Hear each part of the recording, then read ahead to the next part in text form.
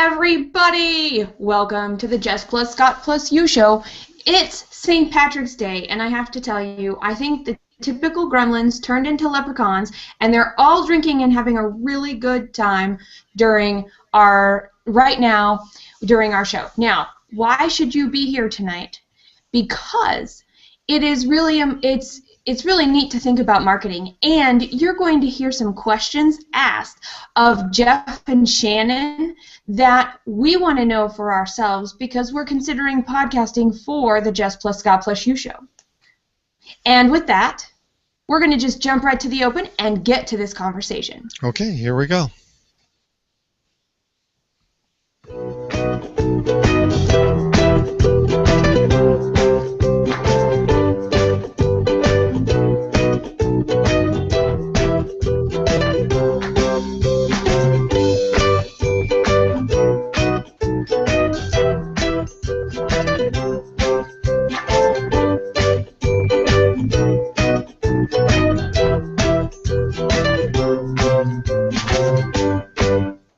Okay, Jess, all yours.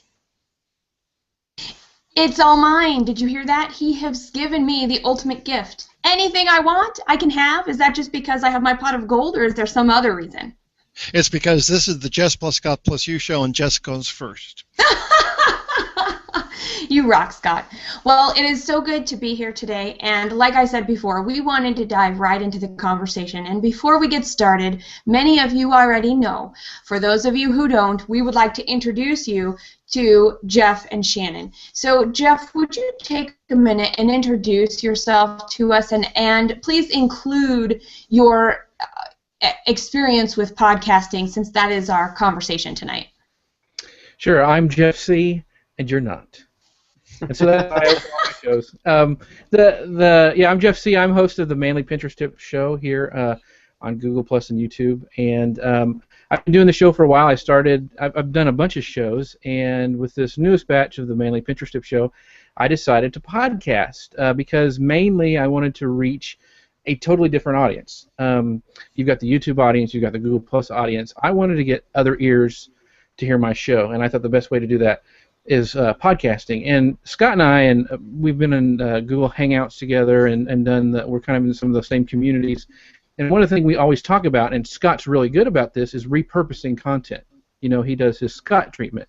And a really great way to repurpose a Hangout is to do it as a podcast. And so that's what I did. I've done it as a video podcast. I've also done an audio podcast. And so to me, it's a great way to get more ears on my show and reach people that I may have never been able to reach in other places. I want to be everywhere, I guess you could say. So that's the short version. Terrific. Great. Yeah. I know, right? Even the best of us. My leprechauns have started, although I am only drinking honey lavender tea tonight. Mm-hmm. But it could be the monkeys. You never know. Shannon, so glad you are here with us. Would you please introduce yourself and talk to us a little bit about your experience with podcasting as well? Yeah, sure. My name is Shannon Hernandez, and I am a podcast producer, but I'm also an online radio personality in the Phoenix market. Been doing this for about 15 years. As you can see, I'm actually in the studio. There's a microphone that's in front of me right here, and I'm actually on the air right now at the radio station. So if I have to take a quick break, that's the reason why. But I've been in podcasting for about 3 to 4 years.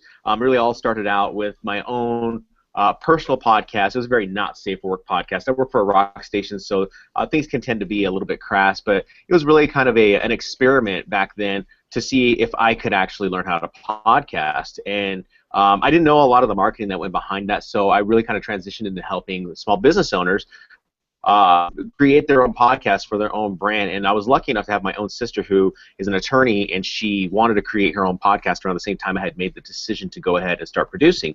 So she allowed me to kind of take the reins and help her build her podcast. And since then, that's all I have been really doing is teaching people how to use Google Plus, Skype, Google Voice, a number of different technologies to implement inside of their podcast. And these are a lot of things that podcasters do not do because they don't know how to use it. We tend to get into our own habits, and once we jump into those habits, then we find that's the most comfortable way of doing things, but it's not necessarily the most effective way of doing it. So that's a little bit about me and podcasting.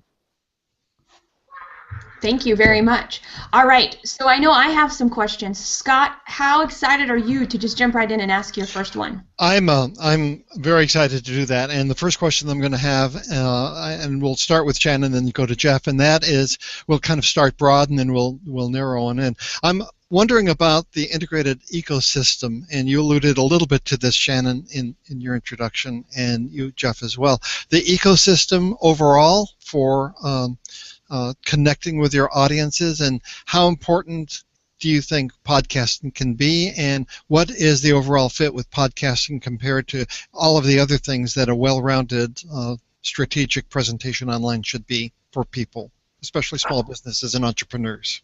So how does it fit into their business, is what you're saying? How it fits into the business. If you can think of social media as an ecosystem, then podcasts are just part of it. How would that fit into Hangouts on Air and Facebook and whatever? Obviously Pinterest, those sorts of things. Sure. Yeah, I think when it comes down to creating a podcast within Google or Google Hangouts as my own platform to do interviews, it really kind of branches out to a number of different areas in terms of search, in terms of audio quality, in terms of driving traffic, in terms of putting things inside of your email marketing campaign. It all really is the backbone. The Google Hangouts is the backbone of where I create the podcast. Of course, that means that any content that I create inside of Google Hangouts is just repurposed out. It's all it is. It's just repurposed out. You can put it into a new video. You can tag it, or you can optimize it inside of YouTube that leads directly to a link inside of iTunes. So a lot of this stuff is just kind of putting breadcrumbs out there so people can find your content. So it's just another piece of the wheel, I guess you could say, the SEO wheel when it comes down to creating the brand new content. But who likes to create double the content when you could just do it on Google Hangouts? And then of course you can repurpose that back out. But the added bonus behind behind podcasting is that you can add or include added value inside of the podcast, so that people don't necessarily hear maybe the behind the scenes, or maybe they don't hear certain bumpers or sweepers, like what we call in radio. We like to call them sweepers or drops. Those are certain things that help the brand. You can create a branded image. As we are also focused on creating a brand image, especially when it comes to visual, but very few people don't take into account the sound quality or the brand imaging as far as sound is concerned. I was just writing a speech about this today for Podcast San Diego that I'm going to be speaking at next week. We have to create a lot of these little cues for people so that they can remember what your podcast is through keywords, through catchphrases, through play on words, and that's what I think is very important. So when it comes back to it, people can go back to your Google Hangout on Air, and then when they go to your podcast, then they can remember, oh yeah, this is what this podcast, that's what that podcast was that had that really cool intro. You got to fit it with, of course, a lot of what your branding is going to be all about. But of course, I kind of got off track there, but that's really kind of a rough outline of where I see podcasting. Okay, so I'm going to return to the brand imaging, but first of all, Jeff, in terms of the number of eggs that you have in your basket, where does podcasting fit in relationship to the other outlets or contacts that you can make in the overall ecosystem? Well, for me, you and I both, we love video. I mean, that's our thing. I love video. But the thing with podcasting is I can be in somebody's ear for 30 minutes. And there's something really intimate about that, if you think about it. There's just something about it. And so when I look, my average with my podcast launch, I was getting 200 to, I think a good day of 500 downloads a day of people who are listening to me in their ear. There are speakers who never get that opportunity. If they have 200 people show up for an event, they're ecstatic. And so for a podcast, for me to come in and have somebody who likes my content enough, and mine's a very niche thing. It's on Pinterest, on how to market with Pinterest. And so to be able to do that and have people download that and me be in their ear talking to them, just like on video when there's that, when I see you and I see how you're interacting with me and how we're talking together. There's something intimate that happens with podcasting, and so to me that's a huge audience, and it's not better or worse than video. It's just different. It's a different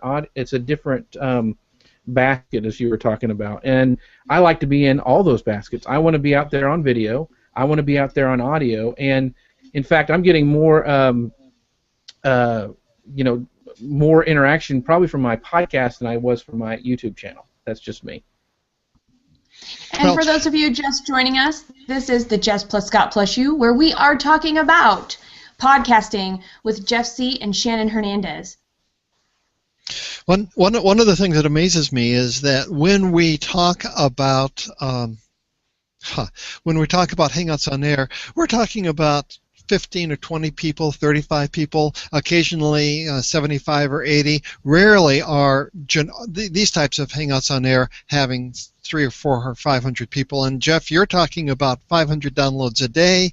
Shannon, I'm sure that you might have similar stories. It just seems to me that podcasting has so much more reach than Hangouts on Air will ever have.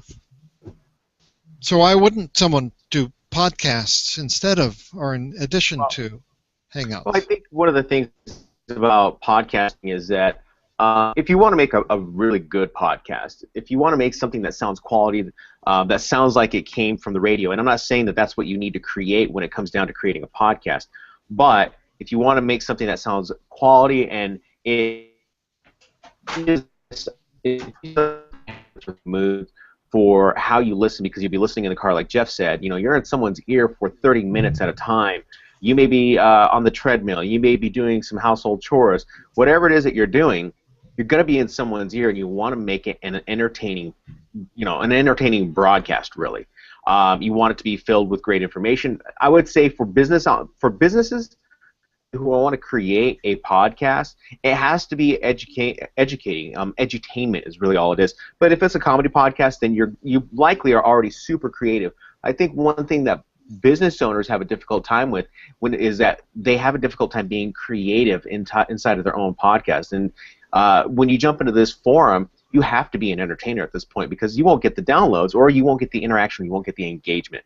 So that's one aspect of it. The other aspect is actually creating the production that goes behind the actual podcast. So the bumpers, the sweepers, and people they can argue with me about whether or not this is something that you should do, create bumpers or sweepers. And I seem to think that, like, if these large corporations and these businesses and these radio conglomerates are jumping into the podcasting game, then I think that podcasters and the small person, they need to step up the game. They need to step it up, because radio conglomerates are going to always dominate that niche, that area, and that's going to be very difficult for a regular podcaster to really kind of break away into that noteworthy section, or even try to get some get an audience.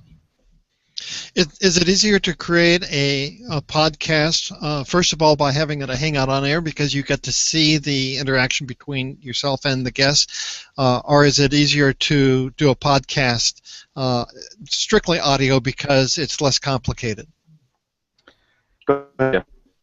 I think it's well, see, Ryan Hanley, he actually started as an audio, then he went to Google Hangouts to be to do video, and I saw his model and wanted to copy that, because, for one, he said he didn't lose any audience. Your audio quality is not going to be as good as if you do an audio only most of the time. And so, I talked to Shannon. I mean, Shannon has helped me tons with launching my podcast. I mean, this microphone I'm talking in now is because of Shannon's help on getting this set up. But there are some steps. You have to start thinking for doing a Google Hangout, you got to remember you have a listening audience. And so, when you bring comments in, you want to make sure you read them completely. There's stuff like that you just need to be thinking, okay, this is going to be an audio podcast too. How can I do that? I don't do any screen shares really on mine, because it won't work for a podcast, really, unless you really describe what you're seeing. So it just depends, I think, on your market. For me, I tell people this all the time. I said, not everybody should be a Google Hangout host, but everybody should try.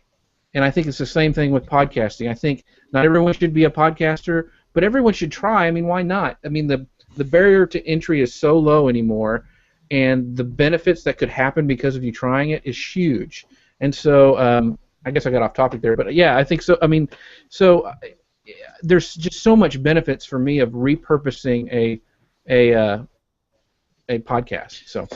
So I'm going to jump in with another question. Jess, you'll get your chance in a few, next, okay? But yeah. I don't think I'm going to get to talk at all. What about editing your Hangout on Air so with the podcast audience in mind? In other words, there are lots of things that we can do during a Hangout that are inappropriate for the for podcasting. Yeah, so repurposing that in that direction. Do you have either of you have an opinion about re-editing something that's say 45 minutes down to 30 minutes for your podcast that originates in an HOA? Jeff can answer that because I got to go on a break here in like 20 seconds. Okay, got it. Do you want me to go ahead and do the break right now while we're live? Yeah, go ahead. That's fine. And can we listen to your break? Can we just keep it on? Can I pin saw you? someone post that. Hang on. Big Red Radio, 98 KUPD. What's going on, everybody? The Shannon with you guys all the way up until midnight. Of course, the big night, the Pot of Gold Festival happening down at Tempe Beach Park. I'll give you more details on that shortly. Right now, this is All That Remains, 98 KUPD. And there you go. That's radio right there. Yay! Now, my next question is that an HOA first? Is that an HOA first? That would probably be an HOA for sure. Simulcast. Okay. Cool. Sorry about that. I apologize. Shannon and I have done a lot of talks together offline, and this happens all the time when I'm talking to him. Say, hey, just a minute, and he's got to go do a station break. So. Well, I know exactly. I was a DJ when I was in high school and a few years after that, so I know exactly how that goes. No, I was looking forward to it. This was great. Terrific. Cool. That's so jazzy. So where were we? What was the question? Okay, well, I'm going to jump in since there was a break. Do you remember the question, Jeff? I don't remember. I was enamored by Shannon. I know, me too. Okay. Well, I I saw in the chat someone said if it's okay if we broadcast your station break, and I was like, yeah, I guess that's okay if you guys are cool with it. I didn't break up the question. So I know what the question was, and that is, in my opinion, what you do is you take a Hangout on Air like this, and then you edit it with your podcast audience in mind, which means that there are all sorts of things that you can take out. And I was wondering about your opinion. How valuable would be compared to how much time investment there is for that? Yeah, and I go for what Shannon is kind of his philosophy is. There's a couple different philosophies with podcasting. Some guys are so enamored with their sound, they edit out all the breath noise, they edit out all the ums, and to me that sounds unnatural. And so pretty much my Hangouts in Air when I put them to podcast is I put a bumper at the beginning, a bumper at the end. I cut out my intro and I record a new intro, which is pretty much the same thing that I did on my HOA show.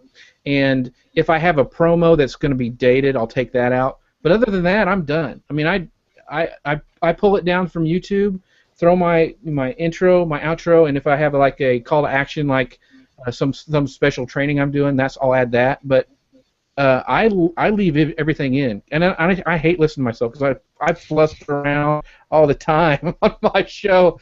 But people like the rawness of it. I had a comment the other day. Somebody said, "I love how raw you were when you talked with Guy Kawasaki," and I was like, I thought I blew that interview, but they liked it. So, I think it makes it real to people. So how long does it take you in terms of your own personal hours from the time that you download your HOA to the time that you hit send to upload it to the various channels that you podcast on? It usually takes, actually, I think it's harder for me to create the images for my post and my podcast and all that than anything to actually do the podcast stuff. That's so easy, and if you're not, it'd probably be harder if you're not familiar with video editing because a lot of this stuff translates to audio editing. Scott, you know that, and so for you, it would be really easy to translate and do it pretty quickly. Somebody new, there'll be a learning curve, but once you have a process in place, I mean, I download it. I add those bumpers, I export it, I tag the MP3, I upload it to Libsyn, and I mean, it's just there's just steps that you go through and it's done. And then the hard part of promoting your podcast comes into play. Yeah. And it's not in real time. If you have a half an hour audio that it's or an hour, however long, you can do that in less than real time. Correct? Right. Yeah, I never listen to my podcast. I don't want to hear myself again.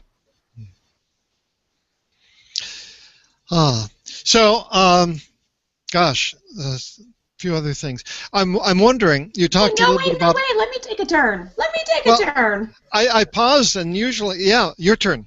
I had muted because there was a crash of some kind and there's crying, but I wasn't fast enough. So we're Jess, gonna just jump right in. I want to talk about the personality. Shannon mentioned personality, and that we have to have a personality because we're missing some of the senses. And so I want to hear more of the experiences that you guys have had around being a personality and discovering that, because I like what Jeff said in regards to being raw and not editing out some of the things, and I really liked some of what Shannon was saying, and I would love for you guys to expand on that. How do we let our hair down or put our hair up or whatever we do to be us in a different way for a different medium? Yeah, I think one of the most important things that I think that people have to face when it comes to creating a program is they have to be themselves. When I'm not talking about business stuff or I'm not talking about anything that has to deal with Google Plus or podcasts, I'm actually a pretty goofy dude. Actually more goofy than what actually Jeff has even experienced. I'm very, very goofy. So that's just who I am. That's just personally who I am, because it fits really kind of with the demographic that I'm trying to reach. A lot of people talk about niches. We in radio call it just demographics because I know who my demographic really is. So it took me a long time to really kind of figure out who I was, and I would say that by the 7th year I was in radio, I finally stopped trying to be someone else. I just started being myself, and I just started being the goofy I was hanging out with in high school. That's really all it was. And of course, for this particular demographic and this type of genre, it allowed me, it gave me the freedom to just tell a joke here and there, or really talk about what these people like to listen or like to do. They love to go drink beer. They love to go to rock concerts. They love to do all these numbers of things. So I had to really kind of relate to them on that level, so that I could, so they could really relate to me and listen to me and build up some loyalty in listening to me. Now that I've been doing this for so long, people still envision me as the dude that likes to go out and drink and party and do all these things, and those days are like way, way gone. But they still think that that's who I am. So I think whenever it comes down to a podcast and you're trying to discover who you are, it takes practice. It's going to take consistency. It's going to take you going in there and being loose. You just got to be loose a lot of the time. In terms of the delivery, there's a lot of people who are very tough when they go into their interviews. In terms of tough, as in terms of, I guess, they're very stiff. They get very stiff because there's a guest, or maybe there's someone that's just that intimidates them, and you just can't feel intimidated by a guy at Kawasaki. I remember I was on a hangout with Jeff and Guy Kawasaki, and I was like, I don't care if it's Guy Kawasaki. He's just another dude. He puts his pants on the same way. So that's really kind of what you got to look forward to. You gotta figure out who you are, and that's the most important thing, because that will really show through your podcast. That will show through the delivery of your podcast. When you ask questions, just be yourself. You don't have to feel as though it's coming from another area that the radio gods have tried to gift to you. You just do it. You just ask questions. So Shannon, can I follow up real quick, Jess, to your question? Here's an example of, because I struggled with if to leave it in or not.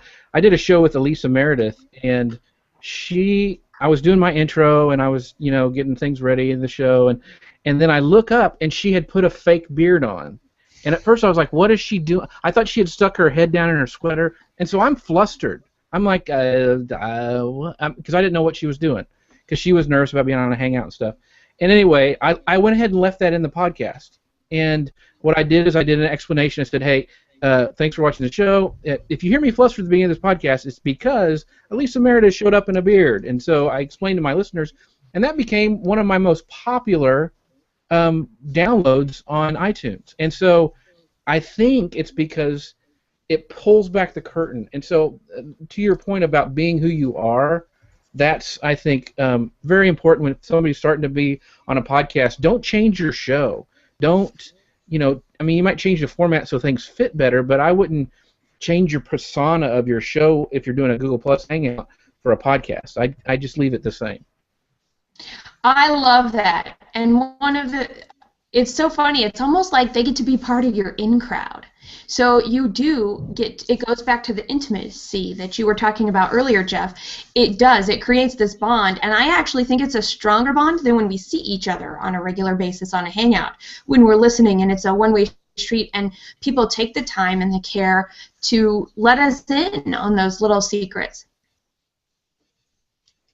Yeah, I think when you pull back the curtain and you start showing people who you really are, people really find you more likable. That's really kind of what it is. I did an interview a couple years ago with this rock band, and they thought they were going to be asked the same questions that they were asked in the last 20 radio stations that they had visited, and I asked them different questions. The guy's name was Taki at the time, and they had those little Taki chips. And I'm like, oh, so you're named after the chip? And then he was like, yeah. And then I go, hey, what do you guys eat on the road? Like, do you love barbecue? What's your favorite food? And we had a whole conversation about barbecue and food. So just kind of just be yourself. I got to do a break, so I'm gonna let Jeff take over.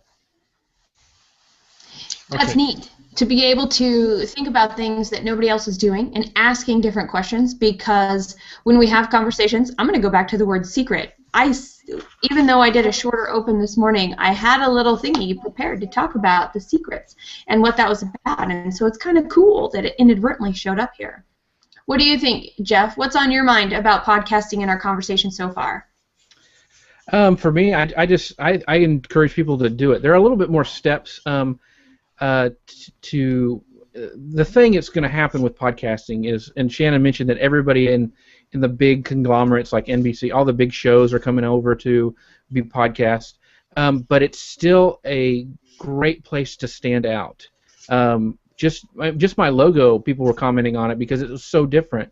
I wish I could pull it up. There's an article I sent Shannon, but the percentage of bloggers to podcasters is huge. So if you want to make an impact, podcasting really is a great place to go because there's so many blogs and so many people writing stuff. But if you could do a podcast and you can get over that, I think most podcasts only last 7 episodes, and then they quit. And so if you can get past that, and that was my goal, is like I'm going to get past 7 episodes, even if I stink, I'm going to make it to that finish line. And so. It's about everything else you guys talk about in marketing. It's consistency. I mean, it's that time when you're up there editing a show in the wee hours of the morning because you've got to get it out.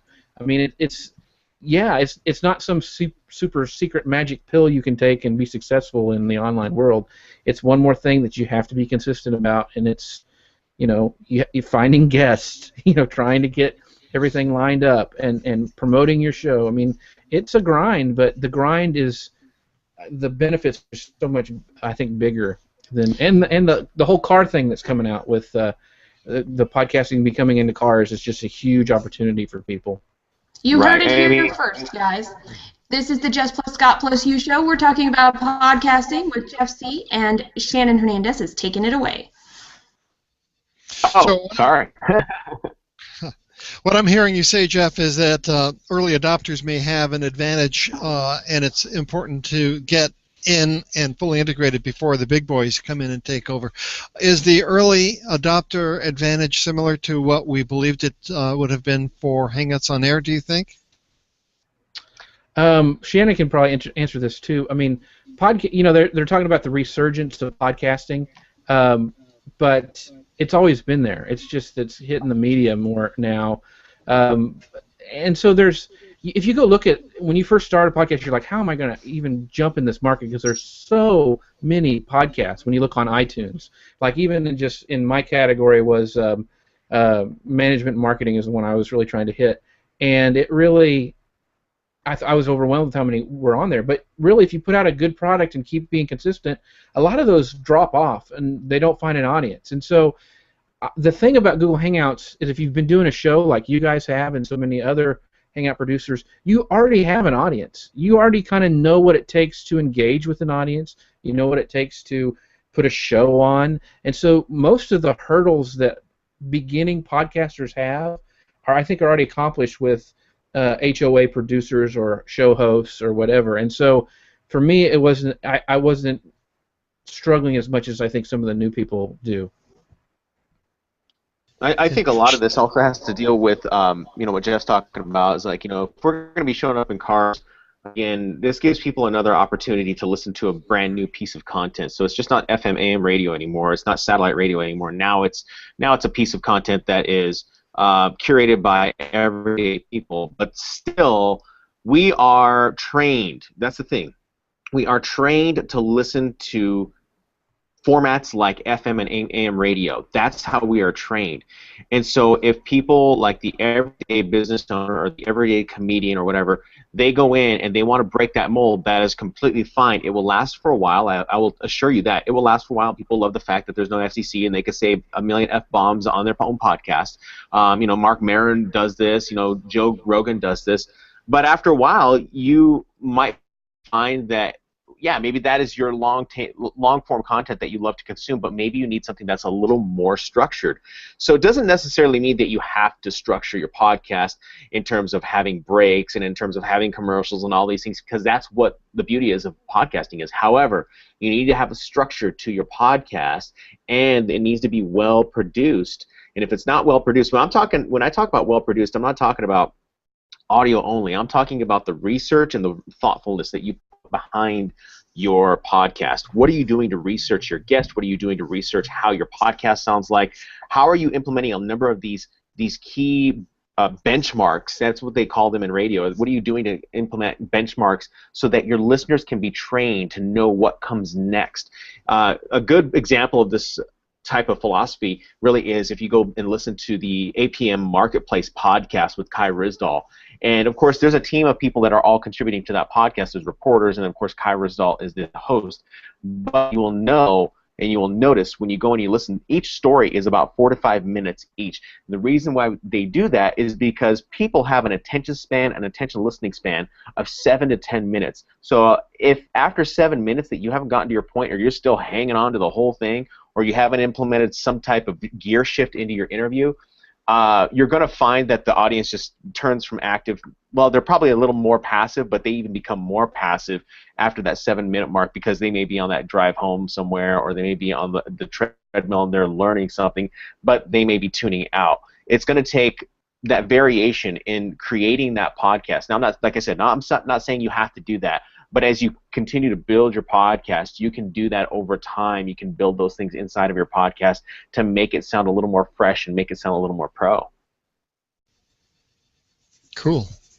So I'm going to throw out a little bit of a challenge, because my style up until now has been to take out all of the ums and the ahs and to just be as subtractive as I possibly can in terms of HOAs, and I'm thinking of doing the same thing for podcasts. Am I shooting myself in the foot?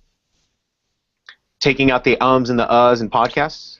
Not only the ums and the ahs, people, oftentimes when there's a question that's asked, there's a core question that's just a few words, but there's a lot of explanation behind it. So I'll take away the explanation and just leave in the core question.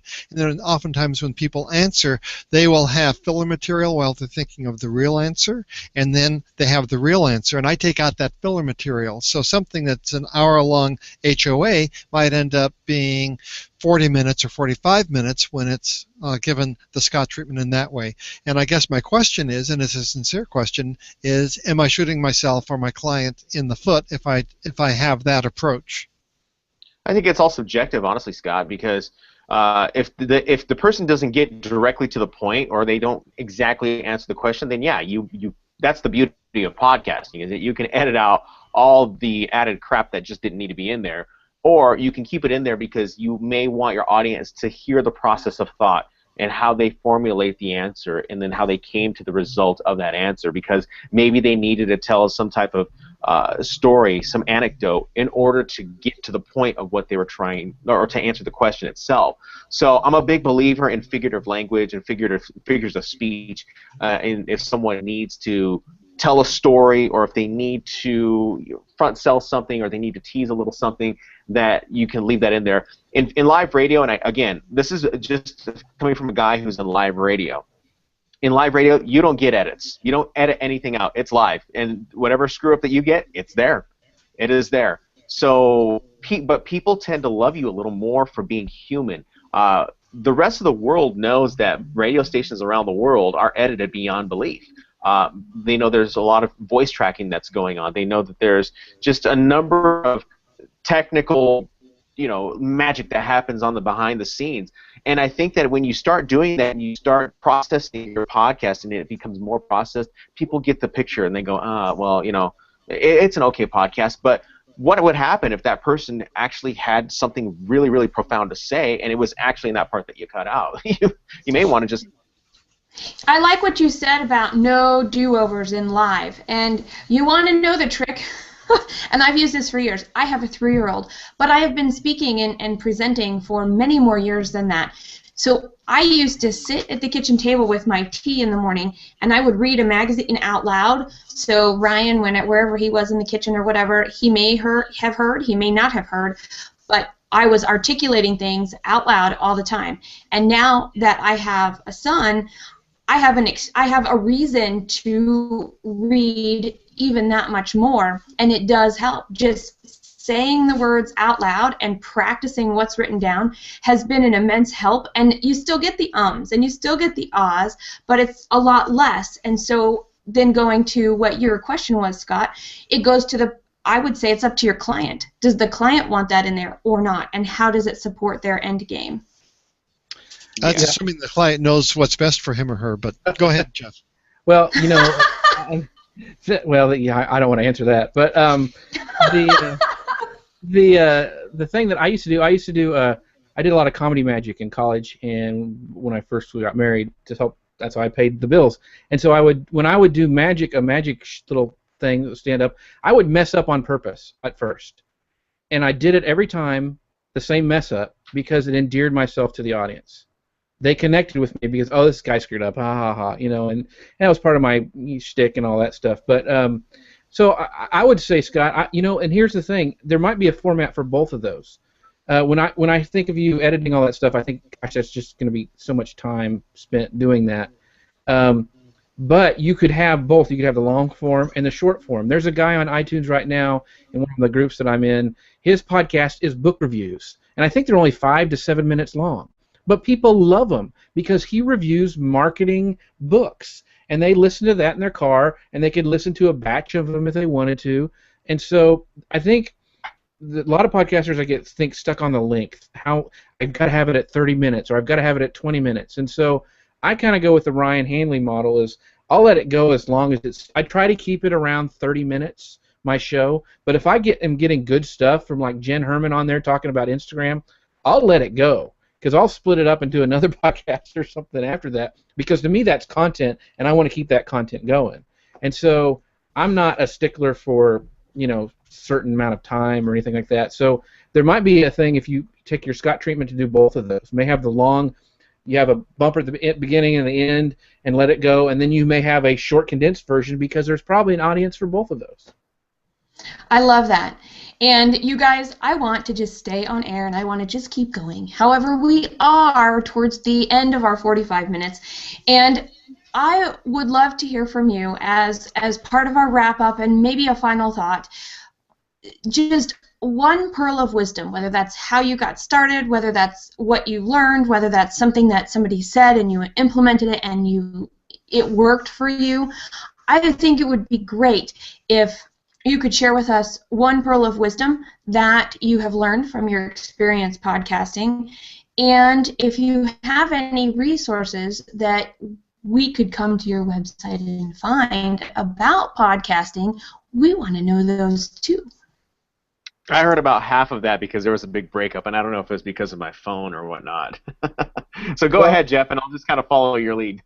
Okay, my biggest pearl of wisdom is to follow Shannon Hernandez, because he does teach podcasting, and this, like I said in the green room, I think the mic that I'm on, he's helped me with the way I talk. I mean, and he's got all these free, webinars that he does and stuff like that. So anything he puts out about that, watch and learn. Get in some podcasting groups. Listen to podcasts. There's a lot of people I think who want to start podcasts and they've never listened to one, and so they don't know the different formats and styles. And then the last thing is just to do it. I probably waited too long just before I started because I wanted to be perfect. And I think just go out there and figure out how to put it on Libsyn, how to do whatever, and upload it and get it on iTunes, and then just start banging out content. Yeah. Okay. I think if there's a person that you need to follow in terms of how it started from a beginner standpoint to there, it's Jeff Sieh.